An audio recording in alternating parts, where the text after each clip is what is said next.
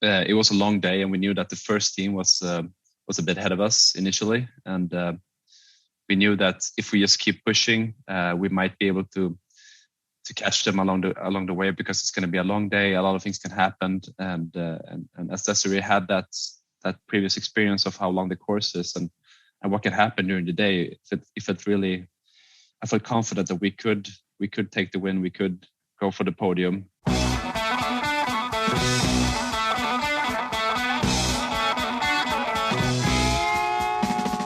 Welcome to the Löw Tide Böyz, a Swimrun Podcast. I'm Chip. And I'm Chris, and this is episode 100 of the show. We made it. We did it. It's kind of hard to believe. It kind of feels like at once like we just started this thing, but also like we've been doing it for a super long time. I think we probably officially, do you remember when we officially recorded the first? Yeah, it was first week in January 2020. It's wild. Well, 2 years. Yeah. I'm calling it 2 years. Yeah. Well, we have a very special show this week to commemorate hitting this century mark. We will do a little walk down memory lane over the last almost 2-ish years of the show. And if that wasn't enough, we're joined on the show this week by reigning ÖTILLÖ mixed team world champions and world record holders Desirée Andersson and Victor Dahl, A.K.A. team Envol HEAD Swimming. What a get. Yeah, for the century pretty stoked mark about that, and they're awesome. So it's a great interview. You guys are going to love it. Now, while there are no words to adequately express our gratitude for everyone listening to our super niche show, that's not going to stop us from trying. Yes. Because, Rich Roll was asked the question, quote, "What does your show do?" when he was visiting Minneapolis to cover some of the aftermath of the murder of George Floyd by some community activists. He mentioned on that podcast that he wrestled with how to answer the question because it was so direct and in the moment. But for us, that question is such an easy one to answer. Yeah, and that's actually before we answer it. Yeah. We know the answer. We know the answer. Before we answer it, what struck us, I think, about that interview, and obviously Rich Roll is an amazing podcast that has a lot of topics, so it's hard to put that one down into... it's not as focused or it's hard to niche. It's hard to distill that into a soundbite. But it's really cool of him to just be open about how do you answer that question. And I think for Chipper and us, like, what does our show do? We just get people super stoked on swimrun. Yeah, it's about us, our journey in swimrun, and just celebrating the world of swimrun, I suppose. Yeah, so we wanted to chat a little bit about sort of as we walk down memory lane, sort of our swimrun journey, which became our swimrun / podcast journey. I think it's safe to say that when we started the show in January of 2020 that we didn't have many expectations. I think we were just, let's see what happens kind of. We knew that we were super stoked on swimrun and that no one we knew had heard about the sport except from us. And given our backgrounds in digital marketing and brand building and obviously Chipper's crucial previous podcast experience, we thought that we could put on a good show, help people discover the sport and demystify it, have fun writing the first official Swimrun Meme account, and kind of see what happens. And it just, I think our plan was to at least chronicle our journey through Catalina. Yeah, because we were really stoked on Catalina, and we were telling everyone about it, and all the group runs and group rides, and people were like, "Whoa, so what is Swimrun asking us this?" And we're like, "You do what now? You do this, and you have the buoy and the tether, and then Chris and I hang out on a regular basis, and in case it's not obvious to everybody by now, but we were just, why don't we just do a podcast, and we'll just do a couple episodes, and we'll just see what happens, and that was sort of what kicked it off, and then we can't really. We also can't help ourselves. Again, I think going back to our backgrounds, like it was pretty easy for us to put together a website, check off all the boxes for SEO and all that. And then, essentially try to build a brand. And I think it's, I remember early on, it's like, I kind of thought of swimrun as just sort of this tent, right? Yeah. It's like the circus tent. And there's already all these people inside. There's ÖTILLÖ, there's, Odyssey, there's a bunch of players, right? Mm-hmm. And we just kind of crashed the tent like in December of 2019 just by starting to drop a bunch of memes and just letting people know that a show is coming kind of thing. And I think it's surprising, sort of fast forwarding a little bit, that we crashed the tent and people were like, who the hell are these guys? But now it's like, oh yeah, this is just the Löw Tide Böyz doing their thing. They're trying to help grow the sport just like everyone else. So it's kind of cool that from that, kind of random beginning that where we've gotten.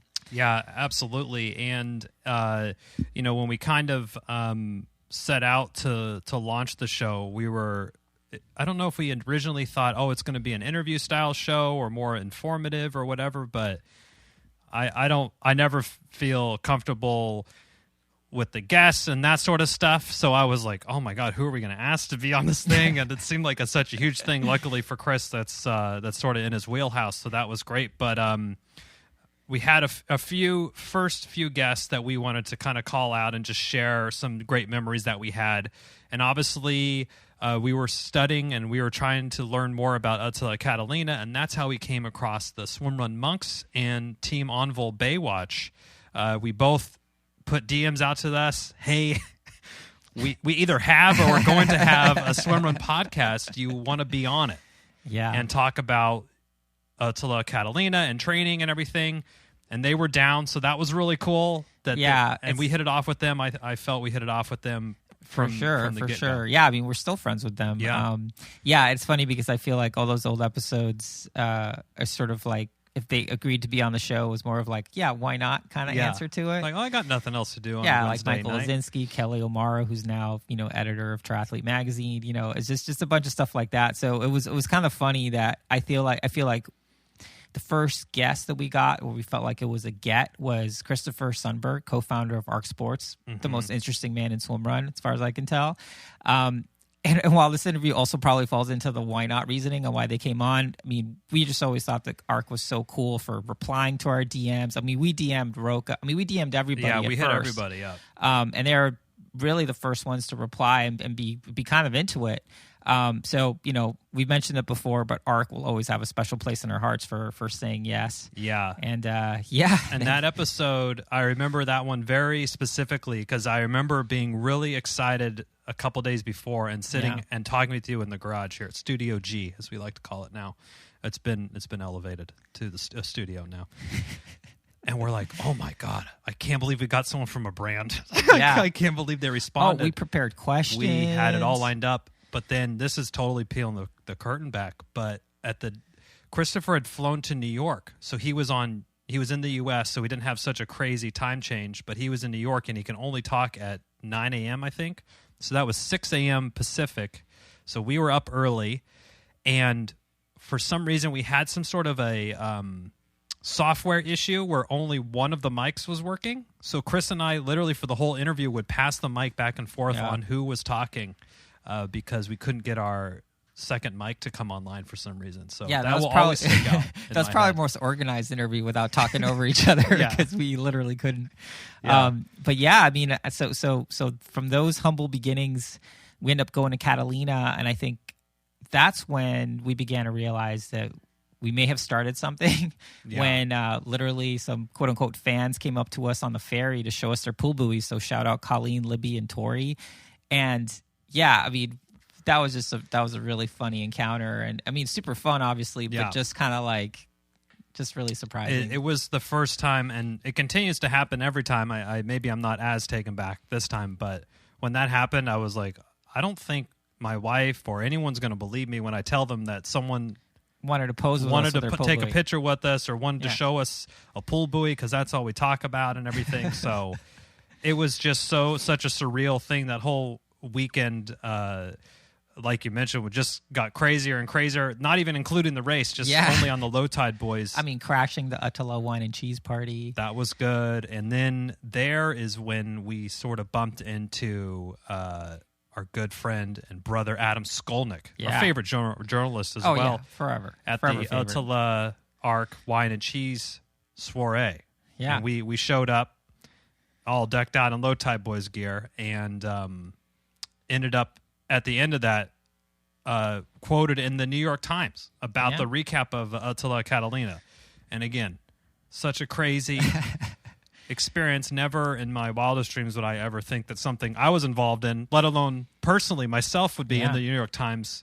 Very quotable. Quoted there. Very quotable. And I will We've linked it in the show notes if you want to check it out. Oh, thank you. And I bought the newspaper, the physical newspaper. I was cleaning out and I found it. And on the front page of that, segues perfectly into here. It says, The WHO discusses pandemic response, seeming to be a pandemic, nearing pandemic status for the coronavirus. So it's just really eerie to see that sort of snapshot in time with our article in there. But yeah, because we were pretty much riding high. I mean, when that happened, we were super stoked. We couldn't believe it. It was so great. Yeah. It was so great, and Adam was so awesome for including us, or at least for his editor for leaving the quote in, I guess. But yeah, we're definitely riding high after Catalina, and pretty much committed to keep doing the show at least through Orcas Island, which was going to be our next race, and just kind of keep chronicling our swimrun journey when, bam, planet Earth got hit with a once in a generation pandemic. We kind of weren't really sure what to do at first. I think that we decided pretty quickly, Chipper, to kind of, let's just keep the stoke level high. Let's try to follow our curiosity. Let's learn more about the sport and talk to people along the way. And yeah, I think our race that we had as a team on Catalina felt it was like a shot in the arm, sort of.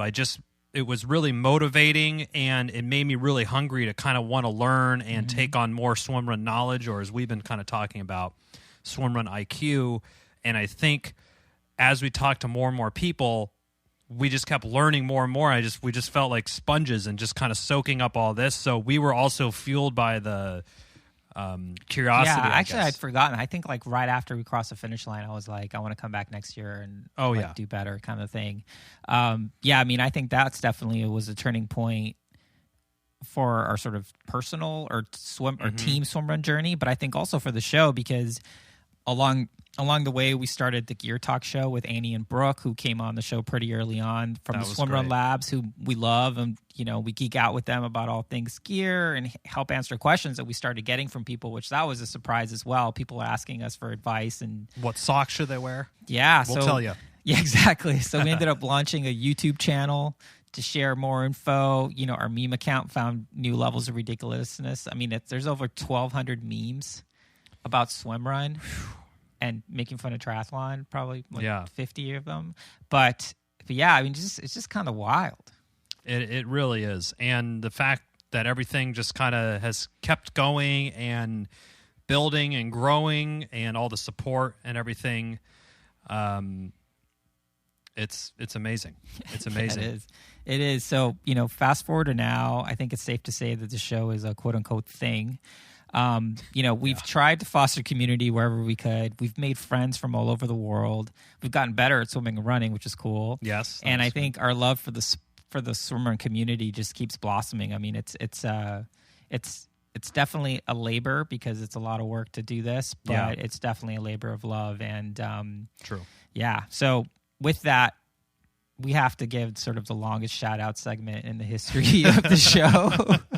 Because there's so many people to thank. So many people. So obviously, this all would have not been possible. The Löw Tide Böyz podcast situation would not be possible without the undying support of our wives. Kristen, my wife, and Susan, Chris's wife and partner. Obviously, their encouragement and acquiescence of our swimming journey has been amazing. And we are very thankful for their support. I can't tell you how many, the kids on Saturday, we got an early thing, we're going this, go watch. Mm-hmm. I mean, everyone knows, a good partnership is all about, giving and pulling and that sort of thing. But it feels like our ladies are doing a lot of pulling on the front of the tether, and we appreciate it. Definitely. They're pulling all the swims. Most definitely. The swim of life. Yeah.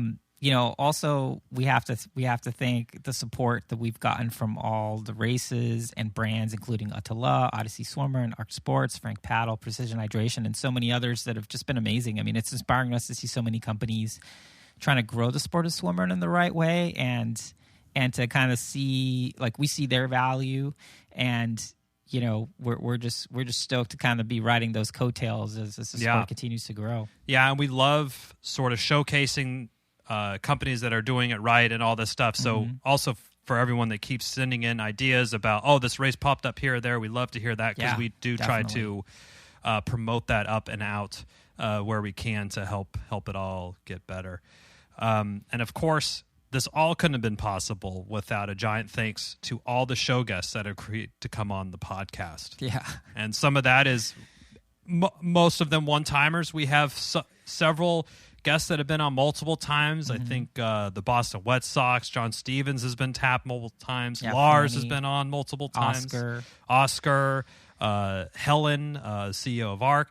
Lots of folks. But Marcus. We do appreciate your enthusiasm, candor, and perspective on swimrun and life. Yeah. And also, we mixed it up this year. We did some Löw Tide Böyz correspondence in the field, so appreciate everyone that jumped in and did that, taking over the Instagrams and recording audio, using the GoPro during the race, all sorts of crazy stuff. We really appreciate everyone that did that. We know it was a very random task as well, potentially. Yeah, and I guess last but definitely not least, we want to thank all our listeners and fans for tuning in. I mean, we're constantly, as we've been mentioning, we're constantly amazed that people actually listen and find the information useful. And while, obviously that's what we're going for, it's still surreal that we've essentially had over 61,000 downloads at the time of recording, and the pace is only speeding up. So thank you so much for all the encouragement, for giving us feedback on how to make the show better, and for fueling us to try to keep putting out, the best content we can. Yeah, and I was looking at some, I can't help it, I dive into the numbers, into the analytics. We have doubled our U.S. listenership, and that is in no thanks to everyone spreading the good word about it, too. So, if someone's doing a swim run, oh, what do I do with the pull buoy? And you say, hey, go check out the Löw Tide Böyz. That's the stuff that really helps kind of grow the show and do that, and obviously supporting us. Thank you. Yeah, so here's the only ask we're going to make in this show is, hey, if you like the show, what really helps us to help other people discover the show? Give us a 5-star review on Apple Podcasts, leave a review, and like Chipper said, tell your friends about it, because that's how we're going to keep growing the swimrun community for those who haven't been fortunate enough to discover it yet. So yeah, I guess our swimrun journey continues, and we'll keep sharing it every week. Thursday, it'll be there. Sometimes more often. Tuesday. Sometimes more often. But yeah, thank you to everyone, and yeah, we're super stoked. Can't wait for the next 100. Absolutely, seems pretty daunting, but we only got to get to 101. Yeah, that's next 101. But episode 100 won't be complete without a great interview with Desirée and Victor from Team Envol HEAD Swimming. Yeah, we were really honored to have them agree to join us for this special episode, and we honestly couldn't think of a better team to have on. Not only do they basically win everything they touch, they are two of the nicest and most welcoming ambassadors of the sport. We chatted with them how they got paired up. Once again, thank you, Nicholas Ramirez. That's 3 or 4 couple matches for him. Yeah, I mean, he just keeps striking gold with Desirée and her partners. We talked about how they trained and raced to get dialed in for the World Championship. We talked about, obviously, their record-breaking performance in this year's race, and we talked about what the future holds for them as they go to defend their title next year. But yeah, they're awesome, and we're so glad that they agreed to come on for this special episode. And yeah, we think it's a special conversation.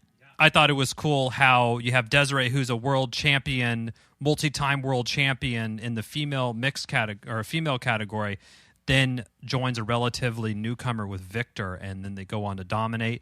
And then also how they kind of view their partnership as a swimrun team, as a mixed team, and branching out from that as well. So I thought all that was super interesting. Plus a little really bit great. Of a gear talk in there on some new head products. Yeah, it's good stuff. Yeah. Well, without further ado, time for some awkward conversation before the interview starts. Time for the normal thing. When did we start this? I don't know when this was, but anyway. I think it was pretty early on. Here's the next 100. Cheers. Okay. We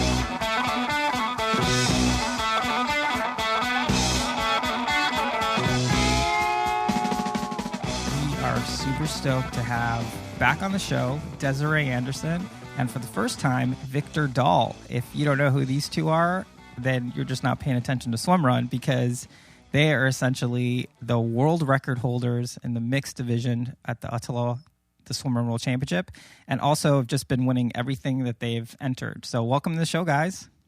Thank you. Great to be here. Yeah. Thank you so much. It's fun to be back at the show. Awesome. Yeah. I mean, we've been following you all year, and you've had an amazing swimrun season. And Desirée, we're obviously super familiar with your pedigree, but for folks that kind of aren't paying attention too much, I know that Desirée would never say this about herself, so I'm going to say it for her. Since 2018, she's raced, according to Swimrun Watch, she's raced 20 swim runs and has finished on the podium like every single one, winning 16 times, second place twice, and third place twice. So she hasn't entered a race where she hasn't been on the podium since 2018, which is amazing. Victor is no slouch. He hasn't been racing as long, but pretty much every race he's done with Desirée, he's won. So it's a good streak. Yeah, pretty good. I think it's good partner selection. So Victor, why don't you tell us a little bit about sort of your swimrun journey, how you came into the sport, and then eventually how you ended up getting paired up with Desirée. Thanks. Yeah, of course. So I actually started with running initially. I've been an elite runner since I was young. And then I moved over to triathlon in my 16, when I was 16 years old, mostly due to injuries caused by my running career. And then that's also when I picked up swimming and commenced my biking career. But then due to Corona and some closed competitions related to triathlon, I moved over to Swimrun to try something new. And then I found Team Envol, Nicolas Ramirez. And also through him, I met Desi and some other great team members. And after that, it's been a great journey, just pairing up with Desi and now pairing up with Alexis for the latest swim run, and just enjoying that sense of being out in nature and combining just running and swimming. I have to say it's great to skip the bike, skip those hours of the week. And all those 100%. Training hours. You guys probably know what I mean. Oh yeah.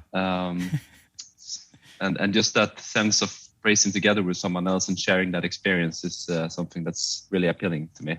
So Nicolas Ramirez, he's responsible for you guys getting paired up.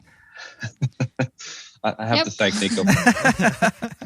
Does he charge a fee for this or something? This is like the ultimate swimrun matchmaker. Yeah, matchmaker of some indirect marketing.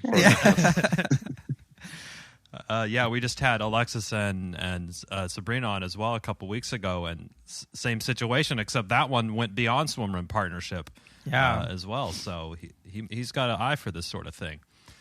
And Desirée, we know that you many time ÖTILLÖ, the Swimrun World Champion in the women's division with Fanny Kuhn, who unfortunately this year was kind of out with an injury. So kind of curious what your thoughts were to start the 2021 season. I mean, did you have your Victor lined up, ready to go, and were you looking to compete in a new division, or tell me a little bit about how 2021 unfolded for you with your normal swimrun partner kind of on the sideline for the year? Yeah, it actually started because before we knew that the 2020 ÖTILLÖ World Championship was not going to be, we actually was in the way because Fanny hadn't been training that much due to her locked in her apartment in Barcelona. So we actually decided before they said it's not going to be that I was going to compete in mix. So we actually started a process to change from the women's category to the mix for that year to go with Victor. So it actually was on the map already the year before. But now for this year, we started a bit and then we didn't really know because for the year was what my plan was. I hadn't really decided. But then after a while, Fanny and we really are open about the discussion. So it's not really, we're very open with talking about the partnership and who's going to race with who and what's going to happen. So then we decided that we'll go with someone else, and she was fine with that. And then I had been training together some swim runs with Victor even the year before. So, and then this year. So yeah, it turned out that we did the swim run together. So it was great. I was just very lucky that she picked me. Yeah. Consider yourself lucky. Let's just put that out there. I was going to say, what kind of pressure were you feeling, Victor, when she goes, "Hey, I think I want to start doing swim runs with you," and you're like, "Uh-oh, I have to be on the top steps of the podium almost every race, or else it's going to be below what she's expecting." And before you answer that question, the first race you guys did together was Engadin in 2020, which is by no means a beginner easy race, and you guys crushed it. So tell us a little bit about what was going on in your mind for that. I would have to say that was maybe the qualification Desirée had on me, to see if I could work as a partner to pick that race just for that. That's good to see if you can make the cut. That was her test, I see. Exactly. Okay, I like it. Nice work, Desirée. Yeah, but Victor made that race really good because I don't know. Even if we did win that race, I don't think that was definitely not one of my best races. I didn't really feel that good for that race. So actually, I think Victor did a really great job for that race. I was happy. So I knew he was going to be a good partner. Mm-hmm. Were you guys doing a lot of training sort of before Engadin together? I know you're both in Stockholm. Were you guys doing sort of your swimmer practices together, swimming in the pool together, or what did that look like when you started partnering up? We did some swim run sessions together and some running as well. We didn't do any swimming together at that time because I mostly do it with my swim club. Mm-hmm. So for that time, we didn't do any swimming, but we did some, running in the hills and swim running together. Yeah, I've always... And we did, we think it's a high hill in Stockholm. It's about 97 meters high, but yes, it's nothing compared to the Hammarby Höjden, it's called. So we did that about 10 times, I think, up and down. And then a few loops. We have a great loop around in Nacka with some great transitions that we did continuously on and on and on just to practice those moments. Yes, this hill is such a I guess if you train for swimrun in Stockholm, I think you've gone on this hill. I'm not even been to Stockholm. I feel like I know this hill. It's like a I need to do it. Gondola. I need hill. to do it once we go there for sure. Yeah. And we know that Nicholas, he likes to make you suffer. So we actually did one of his Engadin workouts, which was some sort of series of hill reps. We did it up in San Francisco where the cable cars go up the hill. So it's super steep.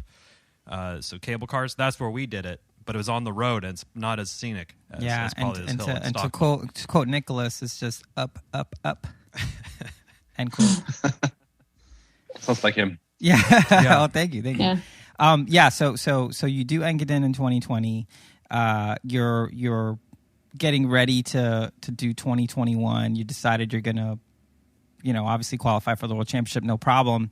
What did that build look like to get to the World Championship? Were you feeling strong throughout? Did you just walk us through kind of like how you started preparing for that level of effort at the World Championship? Sure. Okay, maybe I'll start this. And yeah. So, of course, when the 2020 edition was canceled, it was a bit of a letdown for everyone else. Sure. We had the same sense, but then we recommitted and started training, picking up the pace again in the new year in FY21. After, I think for myself, I had a bit of a break from the swimming at least, mostly due to COVID canceling or closing down all the swimming halls, etc. But then I think in March we really started to create a plan for the World Championships and what races we would need to do in order to hone that shape and what type of workouts or main builds we needed to commit to, and also with the help of Nicholas and other people in Stockholm, we laid out some groundworks with trainings and then increased gradually over spring to have some more heavy workouts during the early stages of summer, focusing on transitions and longer runs, longer swims. We had the Engadin 21 again as a good just to try out the shape to see where our performance level we're at currently. And then after Engadin, we have, I think, 2 months to increase that performance or shape, increase on the speed and put in some last minute or longer term efforts prior to the big dams at ÖTILLÖ. But much of the groundworks were actually laid in the Stockholm archipelago. We did the ÖTILLÖ course, for example. Did half of it one day and then half of it 2 days after, just to train on those transitions and getting used to the long distance, but also longer workouts by ourselves. Desi did a lot of open water swims. I did a lot of longer runs, and just combining those efforts into a single performance then for ÖTILLÖ. Yeah. What running distance did you do in your running career? I mean, was it longer into the kind of half marathon distance, or were you shorter 5K, 1K sprint sort of? I actually started with short distance, 800 meters and the mile, the famous mile, my high school career. But then I gradually moved up to 10K, 5K. And then it wasn't actually, since I started with Swimrun, I realized that those type of distances wouldn't cut it in order to last. Yeah, you need 8 hours plus on the legs there. I don't know if that 800 is going to quite. Not that you don't have any endurance volume, of course. Exactly, and you can see that impact after the race. Realize that you're having some injuries that you wouldn't see coming, and the body breaking down a bit more than if you don't have that type of training prior to the race. Right. So Desirée, from your side of things, you're training for the World Championship. You're obviously super experienced at that distance. And Victor, I believe this was going to be your essentially your first World Championship. So Desirée, how were you sort of helping him sort of understand the course, understand what was going to be required on such a big day? Yeah, I think I knew from my own experience that if you made Engadin, because I think that race is really hard and it's really tough. I really like it, but it's really hard. So from my experience, I think that if you can make that race good, and then you are capable of doing the ÖTILLÖ, because it's more hours, but it's still not that many uphills and downhills. I think if you could do that race good, I think so. I tried to convince Victor that we would be fine with the distance. And I also think since we have different skills, he's keeping responsible of the running part, because he's keeping the pace and doing he takes responsible for the running and I for the swims. So I kind of motivate him to he will make that, and that's his responsibility for the runs, and I will do the swims, and he can follow for that part. And I don't know, I try to talk about my experience of the race, and that's it's you have your up and downs, but it will be better, and you can be sure that you can overcome the problems during the race. So yeah, I think I just tried to talk about my own experience, and also I knew, because I know for my first race, I did in Bar, the first long I ever did, that was long swim run. So then I know, if we talk about Nicholas again, I think he was a bit worried I wouldn't make the full distance with that, because I didn't know, I haven't tried it. And it was the same with Victor, because I heard him say, we don't know if he will make that long distance, but I kind of felt like he has been doing good for all the trainings and everything. So I was pretty sure that he would do it great, because he always had energy to finish the long sessions, and it was not a problem, not a single time. So I think was kind of convinced that he would make it great. Yeah, there's a real kind of trust you have to put into the training, and it's kind of same thing with training for any real long distance endurance event, whether it's an Ironman triathlon or some sort of 50 mile or 100K run or 100 miler. It's you're never going to do the full distance in a day in your training, so you do have to trust that you got the life in your legs, and you didn't disappoint, Victor, so congratulations on that. Desirée, I'm curious. So, competing or your relationship in the women's division, how did that evolve when you went to the mixed? I mean, you and Fanny probably you had very well, I guess you were sort of been practicing in your various Engadin adventures. How did your race relationship change moving from the women's division to the mixed? Were you leading swims more now, or were you leading runs, or how did that kind of evolve? Was there much of a learning curve for you there? Yeah, it was a new thing to have responsible for all the swims, because normally Fanny is a bit stronger on the swims.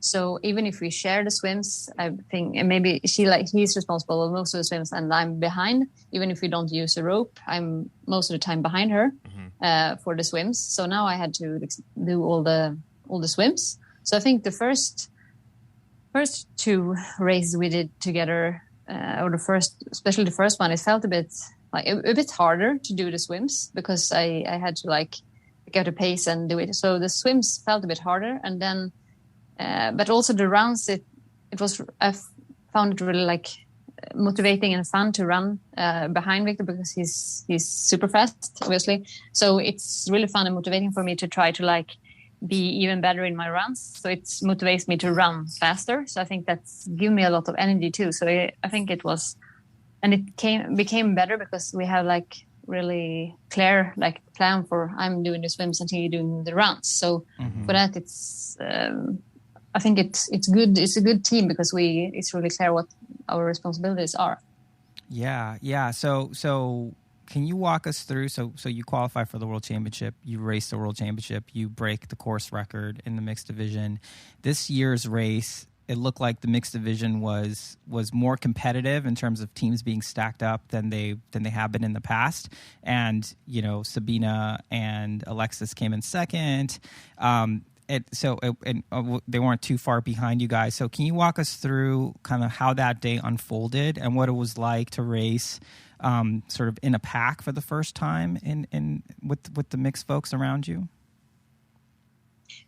Yeah, it was really a lot of good mixed teams for this year's race. So it was really it felt fun before. You couldn't know there would be who was going to win because there was a lot of teams that could be on the top, and not just one or two. There were at least 5 that were really competitive on the high level. So I think it was really interesting and a bit nervous, and you have the expectations on you, and that can be a bit hard sometimes. But I think I've said it before, but my own expectations are always higher, so it's not really the problem the ones other could have. But it was really fun, but we started not that fast. We worked our way into the race.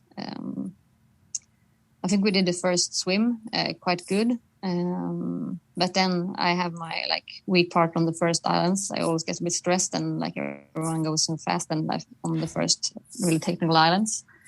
But I think I've learned that I will make my way into the race, and it's really a long day, so I try to not be too stressed about it. So yeah. And Nice. and Victor, on your side of things, obviously you have what I'm just going to say, not even arguably, probably the greatest female swim runner in the history of the sport so far. As your partner, what is that like, knowing that? I mean, obviously you wanna do well for her, but also you have this amazing weapon on your side. You have one of the best swim runners in the world as your partner. What it was like for you, sort of racing the World Championship, with Desirée. Oh, it was really a motivational incident for me to train hard over the summer and to really, to not disappoint on Desiree's performance and to also sort of pull my weight to the team and commit to the running part, but also not just work on the running, but also work on the technical, the transitions, but also working on the communication. As me and Desi trained over the summer, it was really important for us to be as one team. But of course, having Desi at my side was really, a confidence booster, of course, and having that knowledge that in the swims we will be strong. We have that advantage, but also that that she has that experience from the course earlier on, and she knows what awaits around the corners. It's certainly a helpful motivation for me as well to go on and push myself harder. But it was also helpful. I mean, during the course and during the day, we as Desi had hinted about before, you have your up and downs, and I could really feel that in some of the. I twisted my ankle on I think it was about a third, 30% or 40% of the race, and I really experienced that low right after that, and felt like I needed to either start walking or have a break, or just But having Desirée at my back and she really was great at encouraging me to move on, and it really helped me to push a bit harder and to overcome that sort of pain, and it actually helped. It became better as we moved on along the course, and also we had it was a long day, and we knew that the first team was a bit ahead of us initially, and we knew that if we just keep pushing, we might be able to catch them along the way, because it's going to be a long day. A lot of things can happen, and as Desirée had that previous experience of how long the course is and what can happen during the day, if it really, I felt confident that we could take the win. We could go for the podium. So yeah. Yeah, Nice. it's kind of amazing how that experience, having raced it before, I mean, we heard this when we spoke with Oscar before the race as well. It's like, having done it before, that, Orna is coming up, and you have to sort of keep it, save some for that, and the pig swim and all that stuff. And the Twix bar. Yeah, and the Twix bar. Oh, yes. At what point did you guys have a sense that you were ahead of world record pace? And if so, what was that like? I think we were keeping an eye on the watch all the way along the course. But I think for me, at least, it was after passing through Orna and going to that first transition after Orna, realizing that we could still make the world record, but I was still not sure that we would be able to break it. I think it wasn't until once we arrived at Ute, we realized that if we just push this last bit, we could actually break the world record. Amazing. Congratulations on that. Amazing. And when we say the mixed division was competitive, we aren't lying here. Spots 2 through 5 were separated by less than 6 minutes in the mixed division.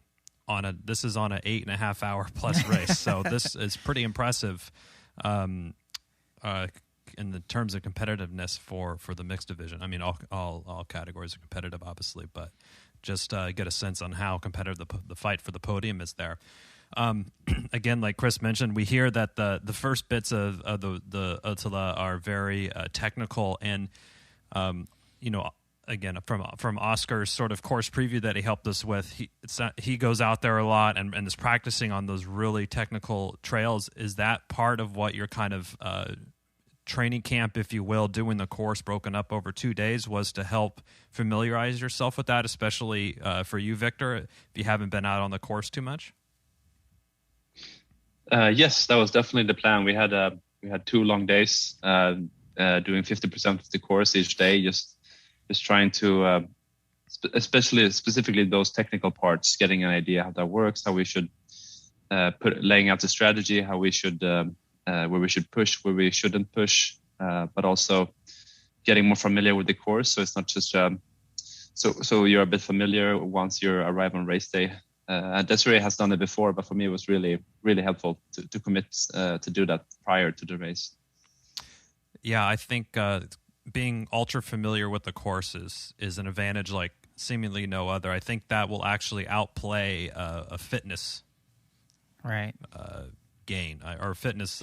Sure. And I think we definitely saw it in the men's race where the French team, Arc Swimrun France, who we've had on the show, they took off like a bat out of hell. But when we were watching the feed, you could just tell that like Oscar and Adriel and Frederick and Lars were so familiar with the course that they were just going to start chipping hunting. away at that. They're just going to start hunting them down. And once they got through that first swim, it was very clear that they were much more comfortable on that sort of terrain, and ultimately it paid off. Yeah, it helps a lot. And also like if you have done a race before, because I really feel a difference this year for the first year when I did it. I know what's coming, and I know because I've done it both other times was like, I know my where my weak points are, and I try to work at them, but it's still, I know I will have like some problems or a bit harder time on some special points, and it turned out to be the same this year again. But it's not, I don't think I stressed as much about it as I have done the previous years. Sure. So I think that helps. And also like, I felt that what I got from Fanny from the first year, because she had done it more times than I had. And so she could like tell me things for my first race. And I tried to do the same with Victor, because I know how much it helped me to get through the race, and even in the preparations before.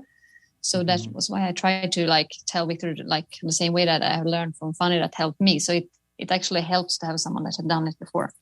Yeah, it's almost like the oral history is being passed down. And I guess at this point, Desirée, it's probably like Oscar told us, like he doesn't need to write anything on his paddles. Like he knows exactly sort of the distances and just almost has like a photographic memory of the course. Is that how you feel at this point after having racing it so many times?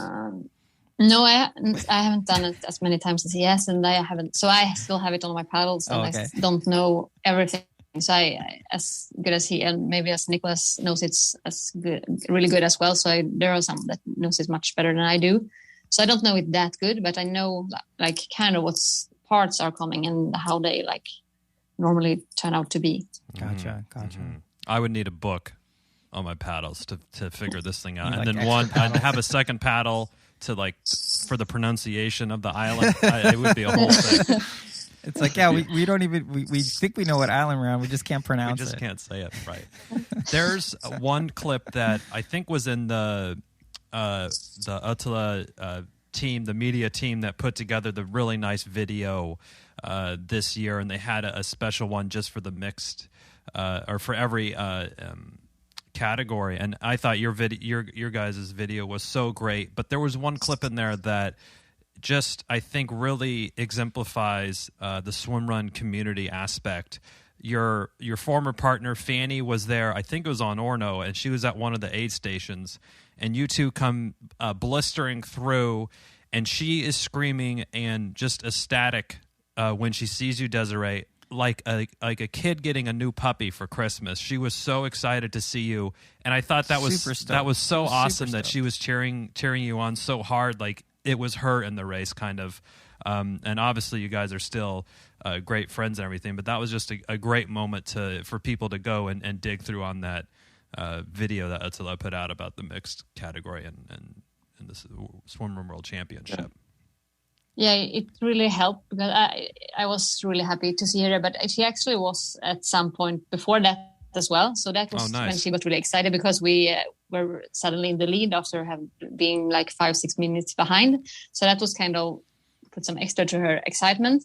But also we had seen her I think it was before the pig swim, because she was standing like before the swim and like motivated me. But yeah, it was before the pig swim. So it felt really great to have her just at that point. Standing there when I was going to make this swim in front. I haven't done it, but she's always one doing that most of that swim. So I think it helped me a lot, and it gave me a lot of motivation. And I'm really happy that she was along the course to cheer for us. That's so awesome. Yeah, we are still great friends. Yeah, I'm sure it was such a lift to see her. It's always great to see a familiar face. Definitely. So you win the world championship, then you go to Cannes, like no problem. Take care of business. What are you guys thinking for next year? Are you guys thinking you're going to come back and try to defend your title, or what are I know it's still early and who knows with COVID and all that stuff, but what are your plans for next year? Good question. Yeah, I think it's a really good question, because we had since you did Malta and I did this race for this last weekend, so we haven't really been able talked after these races. So actually, we haven't really talked about the next season together. Well, let's hash and it I out actually, now. yeah, let's do that. It's an exclusive. Exclusive. I'm yeah, kidding. Exactly. So I don't know. It's TBD. I don't actually know what our plans are. I want to continue doing like races, and but I haven't really decided what races I'm gonna do. And so right now I'm just a bit in a break after this season, and I will start to make plans soon, I guess. Nice. But That right actually now, sounds more really like healthy. That sounds really healthy to not just like instantly go into next year. Yeah, I mean, so yeah, you guys both essentially Team Swimrun Head Switzerland, Sabina and Alexis. You guys essentially just Sabina raced with Desirée at this awesome race this past weekend, and Victor raced with Alexis in Malta.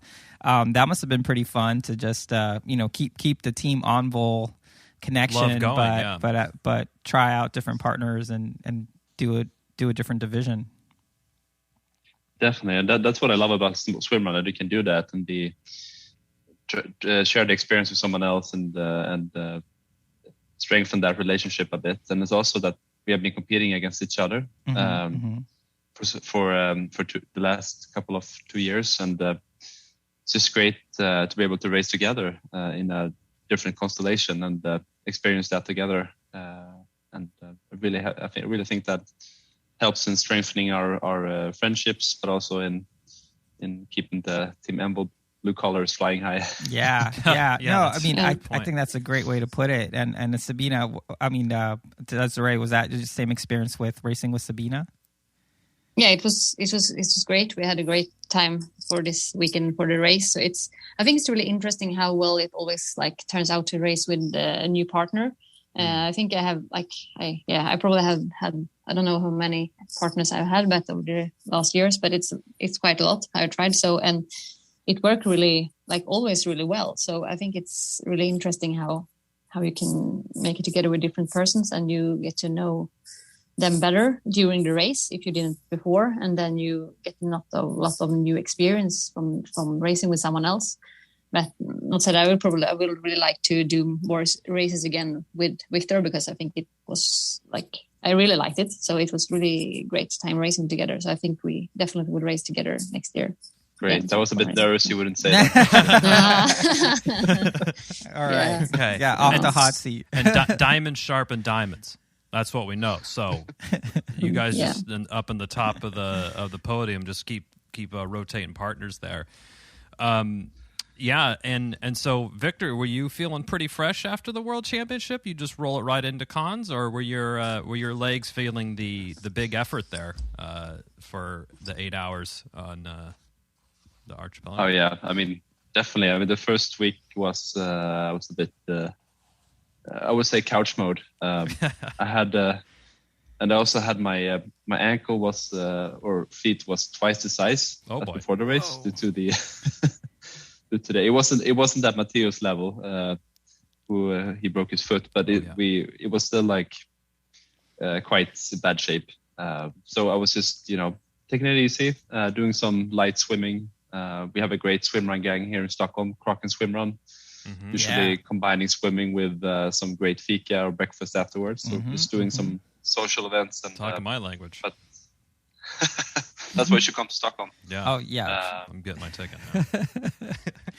Yeah, we love the Kraken Swimrun folks. Yeah, and just that whole vibe. I it's kind of similar to the Team Envol vibe, right? It's like, work hard and but still building community, which I think when you guys are talking about switching partners and stuff, I guess since I've been paying attention to swimrun and sort of the ÖTILLÖ sort of scene, I loved how after the World Championship, Adriel raced with Hugo, and Hugo raced with Max, and there was just like all these teams kind of getting mixed up and just racing with different partners and really just having fun. And you guys did the same thing. And I think that community side of it, after competing at such a high level, it's just such a positive thing for the sport. And I don't know if there's any sort of analogy in other sports where people would do that, and it has to help sort of grow the sport and grow the community. Is that how you guys see it as well? Yeah, I really enjoy that part. It's like such a nice like community and so many nice peoples, and like it's so fun to get to know like a new partner or new friends, and yeah, I think it's great. It's fantastic, actually. Nice. Yeah, and I totally I agree. I don't know. I don't have anything else to add on that one. And we saw Victor. I was doing some snooping on your Instagram when you were about to do Malta, and it looks like you had some sort of new head suit out, and you two are have a head name in your team name. So is head wetsuits is kind of one of your key sponsors there, and were you trying out some new stuff? We love talking about the gear too. So curious how the new suit worked out for you. Yeah, I think Desi, you tried the lighter version as well in your latest race. Instead of going for the neoprene suit, we went for the textile version. Mostly due to the heat in both Malta and Reunion, and it's I think it was amazing to run, and it's always running in neoprene is always an experience, especially in heat. So it was very helpful to have something lighter on.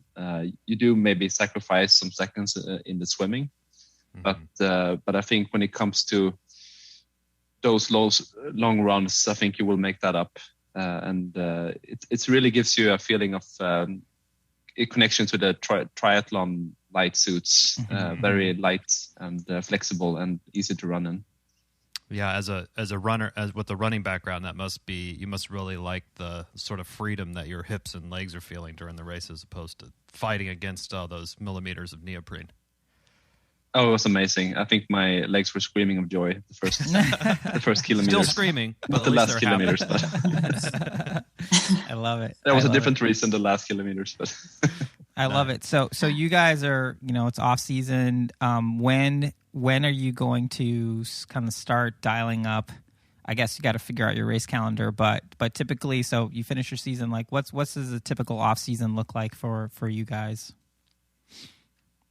I hope for snow so I can do some skiing because I think that's fun on the go. Like, it's great to go out and do like cross country skiing when there is snow instead of do some running sessions. I think I will still do the pool. I think I normally do the swimming sessions more regularly and on specific dates during like the winter or early spring, because then it's not that you want to feel like you want to do any outdoor swims or something like that. So you are like stick to the pool and you have your routine. So I think, and I do more a little bit of like gym sessions as well during winter. I don't know. At some point during spring, I find it more fun to go out and do things outside, and I don't do any more like gym sessions, but I do them during winter. So that's more like my plan. Nice. And for you, Victor? Yeah, I'm not that into skiing yet. So I guess I have to develop that as well. But I am mostly looking to shape up my swimming a bit more, and also trying to get some more routine to that, to the technique, and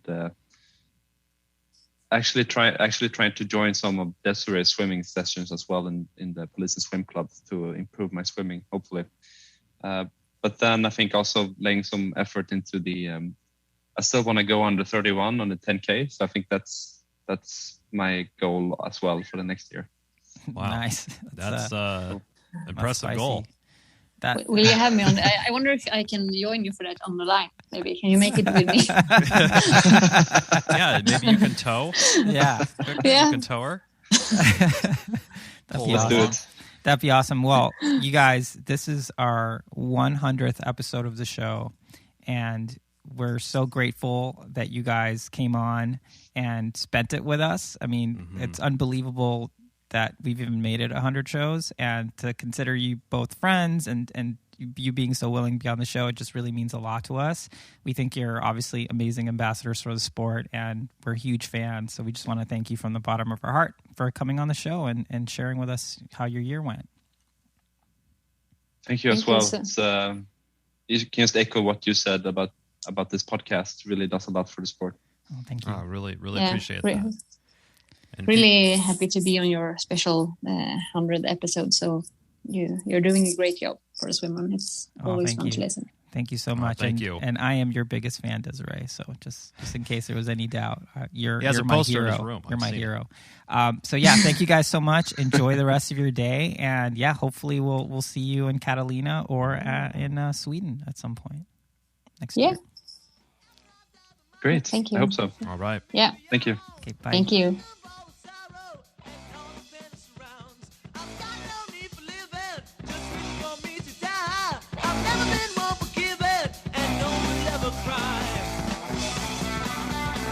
Thank you for listening to the Löw Tide Böyz, a Swimrun podcast. Make sure to subscribe wherever you listen to your podcast and leave a review on iTunes if you're so inclined. You can also sign up for a newsletter at lowtideboyz.com. That's boys with a Z. And check out our meme page at the Löw Tide Böyz on Instagram. If you have any questions or suggestions for the show, drop us an email at lowtideboyz@gmail.com. We'd like to thank Writing Easy Records for our show music, and of course our wives for their support and tolerance of our swimrun activities, hobbies, and other bullshit we do. Finally, you can support our efforts on Patreon. Until next time, get out there and go for a swim. And then a run, And then another swim. then another run, And then another swim. and then run to the finish line. And just keep going until you're done. Yes. Or Until run you to cross the finish line. Or run to the car. Or run to your car. Somewhere.